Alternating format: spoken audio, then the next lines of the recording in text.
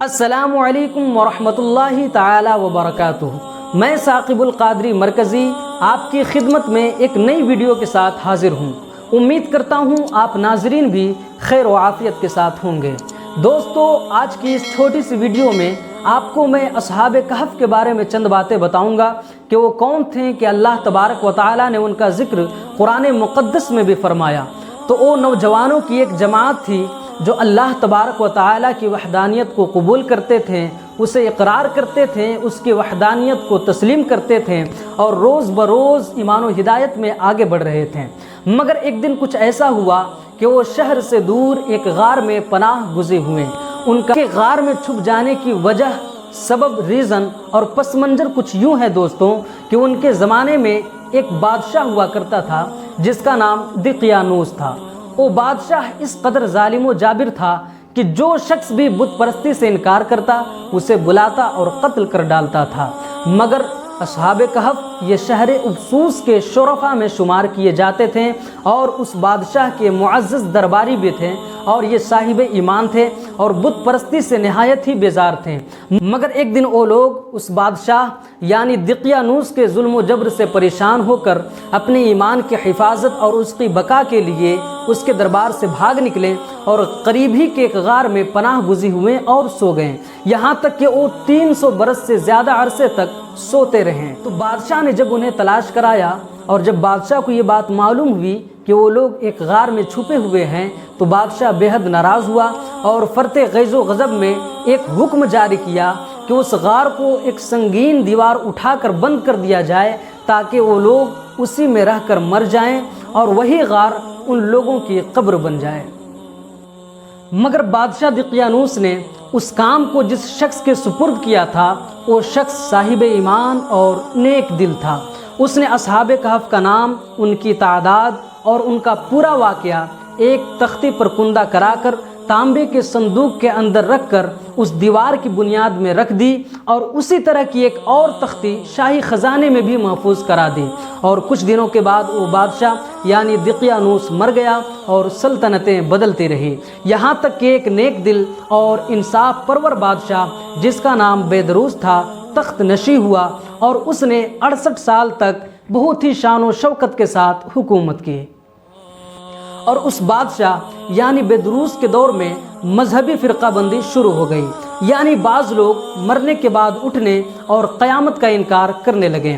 قوم کا یہ حال دیکھ کر بادشاہ رنج و غم میں ڈوب گیا اور تنہائی میں ایک مکان کے اندر جا کر اللہ تبارک و تعالی کی بارگاہ میں نہایت ہی بے قراری کے ساتھ گریہ وزاری کر کے دعائیں کرنے لگا کہ خداوند قدوس کوئی ایک ایسی نشانی ظاہر کر دے کہ جس سے لوگوں کو مرنے کے بعد زندہ ہونے اور قیامت کا یقین ہو جائے۔ یہاں تک کہ اس بادشاہ یعنی بیدروس کی دعا کو اللہ تبارک و تعالی نے قبول فرما لی کہ اچانک ایک بکریوں کا چرواہا اپنی بکریوں کو ٹھہرانے کے لیے اس غار کو منتخب کیا اور اس سنگین دیوار کو گرا دیا جسے بادشاہ دقیانوس نے برسوں پہلے بنوایا تھا۔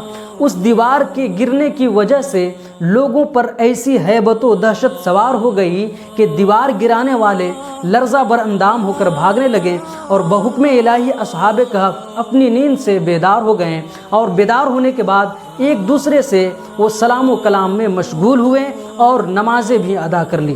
جب اصحاب کہف کو بھوک لگ گئی تو ان لوگوں نے اپنے ایک ساتھی یملیکھا کو کہا کہ جاؤ تم بازار جاؤ اور ہمارے لیے اور اپنے لیے کھانا لے کر آؤ اور نہایت خاموشی کے ساتھ یہ بھی معلوم کرو کہ بادشاہ دقیانوس ہم لوگوں کے بارے میں کیا ارادہ رکھتا ہے۔ یملیکھا غار سے نکل کر بازار کی طرف جاتے ہیں اور اس منظر کو دیکھ کر حیران ہو جاتے ہیں کہ شہر میں ہر طرف اسلام کا چرچا اور اسلام کا بول بالا تھا اور لوگ اعلانیہ طور پر حضرت عیسیٰ علیہ السلام کا کلمہ پڑھ رہے تھے۔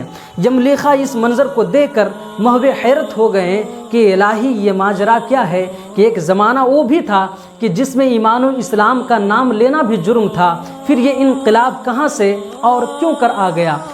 المختصر यमलीखा एक नान बाई की दुकान पर जाते हैं और कुछ खाना लेते हैं। खाना लेने के बाद दकियानूसी ज़माने का जो रुपया था उस दुकानदार को देते हैं, जिसका चलन इस ज़माने में बंद हो चुका था, बल्कि उस सिक्के को देखने वाला भी कोई बाकी नहीं रह गया था। उस सिक्के को देखकर दुकानदार को शुबा होता है कि शायद इस शख्स को कोई पुराना ख़जाना मिल गया है। चुनांचे दुकानदार ने यमलीखा को हुक्काम के सुपुर्द कर दिया। फिर हुक्काम ने यमलीखा से ख़जाने के मुताल्लिक पूछताछ शुरू की और वो कहने लगे कि बताइए वो ख़जाना आपको कहाँ से मिला? ने कहा कि मेरे पास कोई ख़जाना नहीं, बल्कि ये रुपया हमारा ही है। हुक्काम ने कहा कि हम कैसे मान लें कि ये रुपया तुम्हारा है, जबकि ये सिक्का 300 बरस पुराना है और बरसों गुजरे कि इसका चलन भी बंद हो चुका है और तुम अभी जवान हो, फिर ये सिक्का तुम्हारा कैसे हो सकता है? इन बातों को सुनकर यमलीखा ने कहा कि अच्छा तुम ये बताओ कि बादशाह दकियानूस का क्या हाल है? हुक्काम ने कहा कि आज इस रुए ज़मीन पर उस नाम का कोई बादशाह मौजूद नहीं।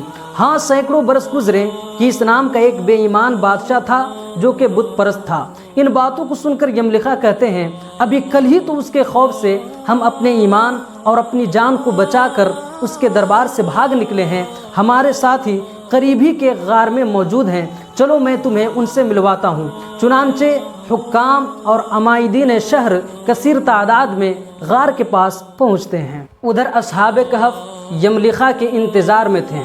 जब यमलीखा की वापसी में ताख़ीर हुई तो असहाब कहफ ने यह गुमान कर लिया कि शायद यमलीखा को गिरफ़्तार कर लिया गया है। और जब गार के मुंह पर बहुत से आदमियों का शोर व गौगा उन लोगों ने सुना तो वो ये गुमान कर बैठे कि शायद दकियानूस की फ़ौज हमें गिरफ़्तार करने को आन पहुंची है। तो वो लोग निहायत ही इखलास के साथ तौबा व इस्तिग़फ़ार में मशगूल हो गए। हुक्काम उस गार पर पहुँचे और तांबे के संदूक को बरामद किया और उसके अंदर से एक तख्ती को निकाल कर पढ़ा तो उसे पढ़कर सारे लोग हैरान रह गए। उसमें असहाबे कहफ के नाम लिखे हुए थे और उसमें ये भी तहरीर था कि ये मोमिनों की जमात अपने दीन अपने ईमान की हिफाजत के लिए बादशाह दकियानूस के खौफ से इस गार में पनाह गुज़ी हुई थी कि बादशाह दकियानूस ने एक दीवार से इनको गार में बंद कर दिया। हम ये हाल इसलिए लिखते हैं कि जब कभी भी गार खुले तो लोग असहाबे कहफ के हाल पर मुत्तला हो जाएं। हुक्काम उस तख्ती की इबारत को पढ़कर हैरान हो जाते हैं और अपने बादशाह यानी बैदरूस को इस वाक़े की इत्तला देते हैं। तो बादशाह इत्तला पाते ही अपने उमरा और अमाइदीन शहर को लेकर गार पर पहुंचता है। तो असहाबे कहफ गार से निकलते हैं और गार से निकलने के बाद उस बादशाह से मुआनका करते हैं और अपनी सरगुज़श्त को बयान करते हैं। बैदरूस बादशाह सजदे में गिरकर खुदावंद कुद्दूस का शुक्र अदा करने लगा कि अल्लाह तबारक व तआला ने मेरी दुआ कबूल फरमा ली और अल्लाह ने ऐसी निशानी ज़ाहिर की कि मौत के बाद ज़िंदा होकर उठने का हर शख्स को यकीन हो गया। असहाबे कहफ बादशाह को दुआएं देने लगे कि अल्लाह तबारक व तआला तेरी बादशाही की हिफाजत फरमाए।